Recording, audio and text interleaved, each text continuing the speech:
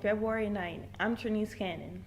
Nichols baseball is starting a new era under head coach Mike Silver. He is not only going to win games, his team will entertain and grow the fan base. Brandon Thomas spoke with Coach Silver on Inside Athletics. The fans lift you up. You want to give them a product that they feel proud to support and to pay for and that they want to come back and see again. And it's one of the first things I told our team here is we're in the entertainment industry. I want you to have fun. I want you to have some personality. I want you to play hard, but I want you to walk off the field and ask yourself, would you pay to come back and watch this again? And if the answer is no, then we got to get to work and fix it. And if the answer is yes, then we got to continue to raise that bar so it doesn't get stale. And so these people have something that they're proud of. Our program needs to reflect our people. It needs to reflect our community. It needs to reflect both sides of campus. I think sometimes there's a disconnect between athletics and the academic world. My job as a coach here is to encourage these guys to play at a really high level. I want to put a product that everybody from our president, down to the guys that just graduated last year that didn't even play for me are proud to be a part of. Let's go back to Brandon Thomas to look at this week's ahead in Colonel Athletics. Let's break down this week in Colonel Sports. We're going to start off with the people we just finished off with, baseball.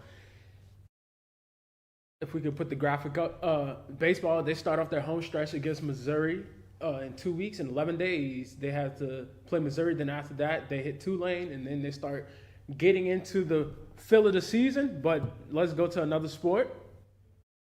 Women's basketball plays Thursday against University of Incarnate Word at Stouffer Gymnasium. They return back home trying to get another win on the schedule. Then men's basketball plays right after that at 7 p.m., trying to dominate UIW once again in Stouffer Gymnasium. And then closing out this week, we have softball kicking off their games with a tournament in Hammond, Louisiana against Alabama A&M.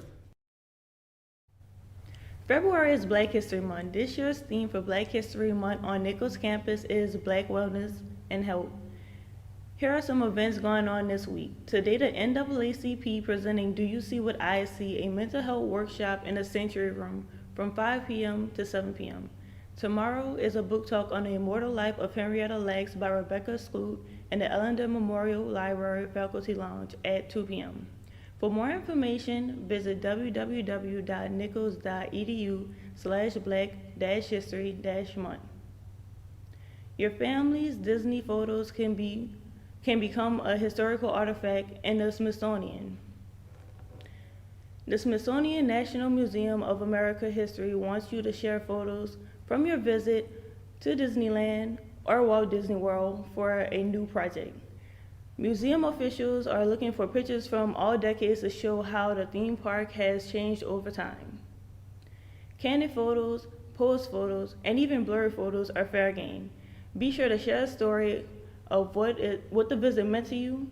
The museum won't be able to use all images due to limited space and privacy, and permission rules will also impact which images can be used. Send your photos to nmah-disney stories at si.edu. Don't forget to include your name and the best way to reach you. Movie news now from Disney film topping the music charts to movies getting attention for less appealing reasons. Here's David Daniel with the Hollywood Minute.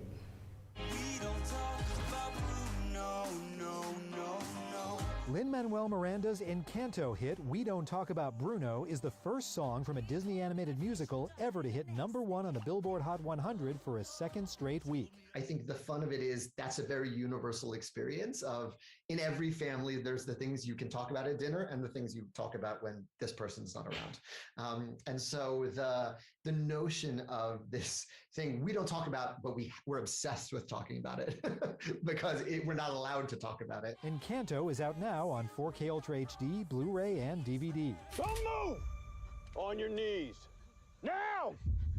Another Bruno, Bruce Willis, was in 8 movies last year, all low-budget action flicks with titles like Out of Death and American Siege. So the Razzie Awards, honoring the best of the worst in movies, created a special category, Worst Performance by Bruce Willis in a 2021 movie. The dubious honor of most Razzie nominations this year goes to Netflix's Diana the Musical with 9, including Worst Picture, Worst Director, and nods in every acting category. The winners will be announced March 26th. the day before the Oscars. In Hollywood, I'm David Daniel. Next up, a Valentine's Day twist and more when All In is back. Well, yes, sir. We'll get right on that. I'll see you in the morning, okay? All right, bye. I'm going to need you to pull the two coordinates for the DOQQ. TLU Communication needs to build a new tower to fill a gap in their cell coverage, and they're going to need a clear line of sight between that tower and their antenna. I'm downloading the DTM for a cross-section view. We're going to have to get that hill ground truth to find out what's there. There's a field crew in that vicinity. I can make the call.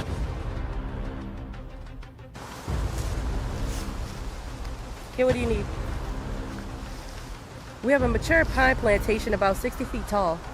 There's a clear line of sight at 175 feet and above. That's how tall they'll need to build. All right, looks good. Print it off. All right, here's the information on the hill we were looking at. It seems perfect for your new tower. We'll start construction immediately. Thanks for getting us so quickly. In the past, we'd have to wait weeks. Well, you gotta love modern geomatics. More like geo magic. We need boundary and top.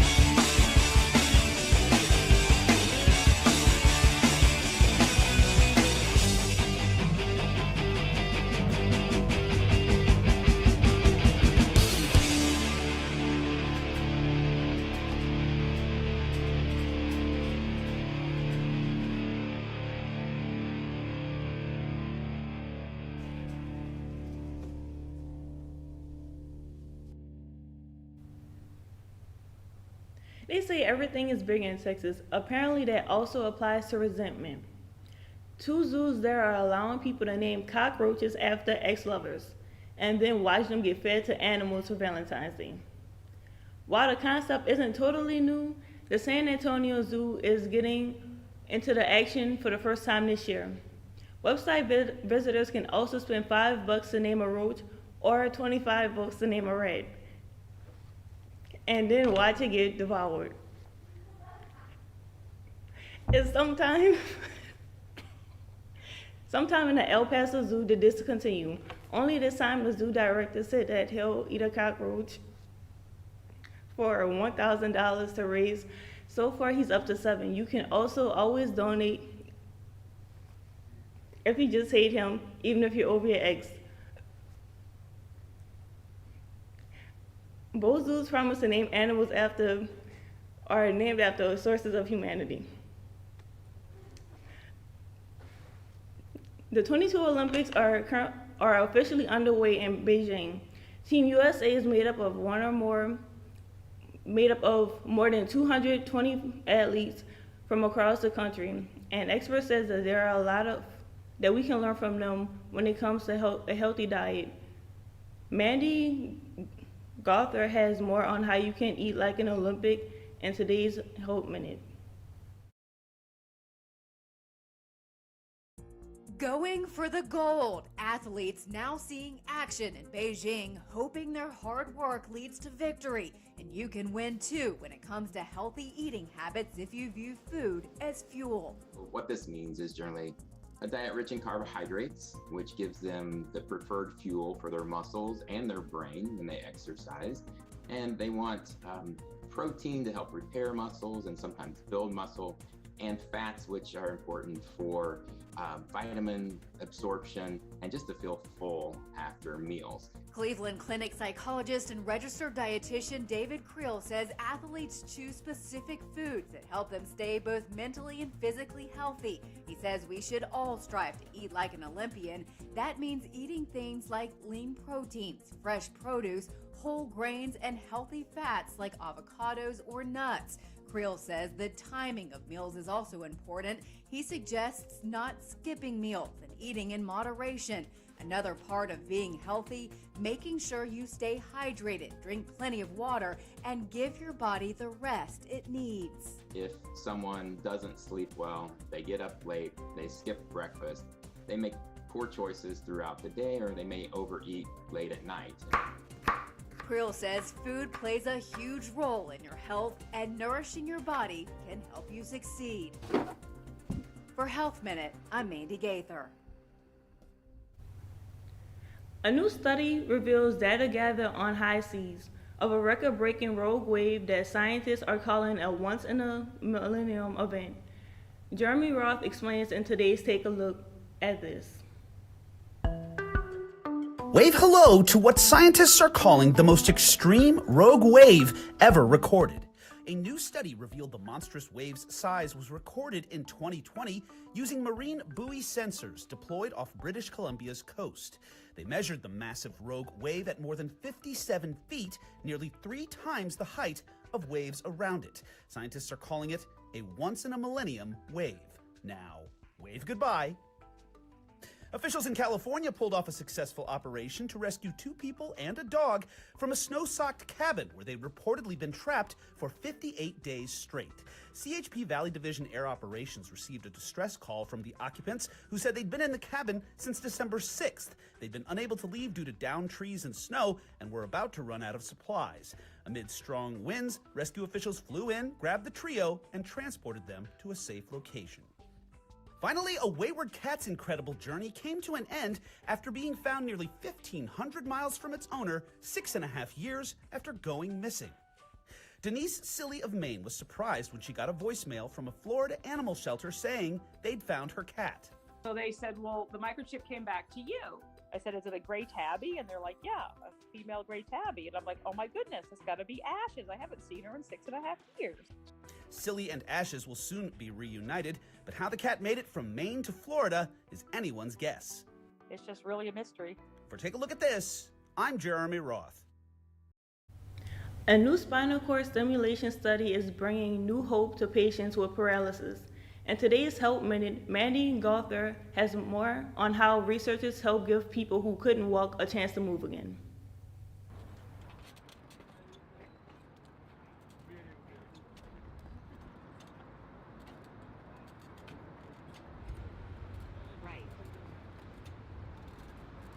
Just to do a simple shower without crutches, I can stand up and do a shower.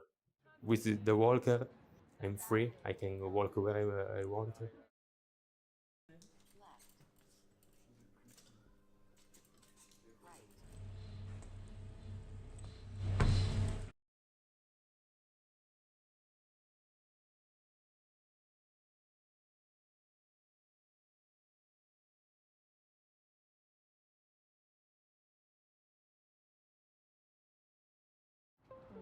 If you want, I have another one.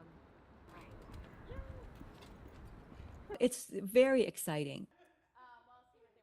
Okay, yes. Yeah.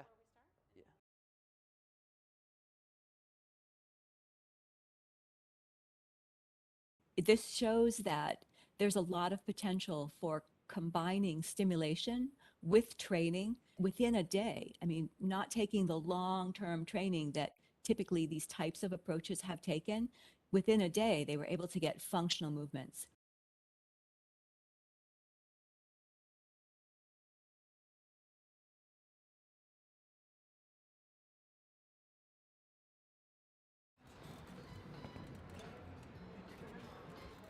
Researchers say the FDA has approved a breakthrough device designated to expedite the process of making the device commercially available. The designation will also ensure coverage through Medicare coverage of innovative technology programs if larger clinical trials are successful. All in will be right back after this. Well, yes, sir. We'll get right on that. I'll see you in the morning, okay? All right, bye. I'm going to need you to pull the two coordinates for the DOQQ. TLU Communication needs to build a new tower to fill a gap in their cell coverage, and they're going to need a clear line of sight between that tower and their antenna.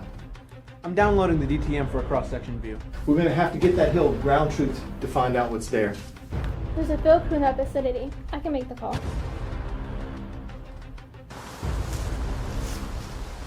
Okay, what do you need? We have a mature pine plantation about 60 feet tall. There's a clear line of sight at 175 feet and above. That's how tall they'll need to build. All right, looks good. Print it off. All right, here's the information on the hill we were looking at. It seems perfect for your new tower. We'll start construction immediately. Thanks for getting us so quickly. In the past, we'd have to wait weeks. Well, you gotta love modern geomatics. More like geo magic.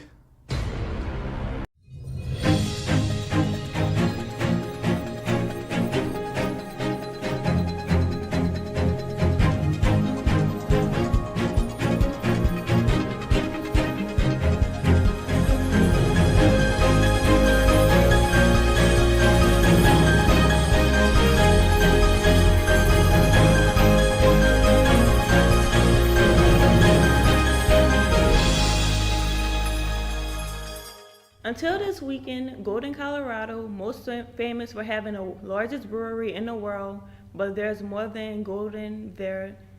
The city's famous Coors beer. The city marked International Golden Retriever Day Sunday by inviting 1,500 canines to help celebrate. And we got a perfect day. The suns are out. We're ready to go. They're so cute. They're very affectionate dogs. They really lean into the love of today. Well, we've got the Goldens in Golden Day. Everybody brings their golden retrievers to Golden, Colorado. It's like better than Disney World today. How could you not be smiling? You need to stand out in a crowd like this, you know? She doesn't like to blend in all the time. This is Maui. She's 14 weeks. She's just think overstimulated, but it's a great day for her. I think it's the best holiday there ever was. I mean, They're going crazy. I am too. But they're a handful. Joey, look at you. We're going to see all your friends and your cousins. Oh, look, it's a cousin, Joey. That's Joey. Joey. And that's Mika. Hi, Mika. They're football fans. They're ready for the Super Bowl. Hey, you're so good. Yeah. Yeah, she likes Peyton Manning, and this one likes Mahomes. Oh, how funny. How cute. Well, I used to work for the Kansas City Chiefs. Back in 1969, I got to go to the first Super Bowl with them. We're still going back and forth between the Broncos and the Chiefs. We're about to get our picture taken for the whole group. I don't know how far it's going to go all the way back that way. Hello. Well, that was great. Yeah, it's a good day. It's a good day for golden retrievers. A sixth grader from Ohio gets a surprise of a lifetime. Isaac McComb is a hardcore Cincinnati Bengals fan, and he even found out that he's going to the Super Bowl where he can root for his beloved team in person.